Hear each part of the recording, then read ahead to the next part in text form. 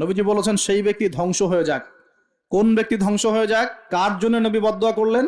যে ব্যক্তি তার পিতামাতাকে পেয়েছে কিন্তু পিতামাতাকে পেয়েও তার খেদমত করে জান্নাত লাভ করতে পারলো না, এই ব্যক্তি ধ্বংস হয়ে যাক। বলেন নাউজুবিল্লাহ। যাদের পিতামাতা আছে অবশ্যই খেদমত করবেন।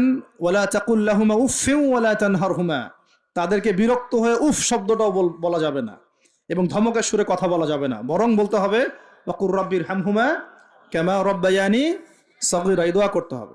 যাদের পিতামাতা নাই তারা জানে পিতামাতা চলে যাওয়ার কি কষ্ট, তাই না? তাই না? যাদের আছে তারা বুঝি না। আর বিশ্বাস করেন পিতামাতার খেদমত করলে যে কোনো গুনাহ মাফ হয়ে যাবে ইনশাআল্লাহ তাআলা। আর যে কোনো বিপদ আপদ বলা মুসিবত থেকে আল্লাহ বাঁচাবে ইনশাআল্লাহ। এক সাহাবী এসে ক্রন্দন করছেন, কাঁদছেন, ইয়া রাসূলুল্লাহ আমি অনেক বড় গুনাহ করে ফেলেছি, অনেক বড় গুনাহ করে ফেলেছি। নবীজি বলছেন বাসায় চলে যাও, বাসায় চলে যাও, তোমার মায়ের সেবা করো, গুনাহ মাফ হয়ে যাবে ইনশাআল্লাহ। তিনি জিজ্ঞাসা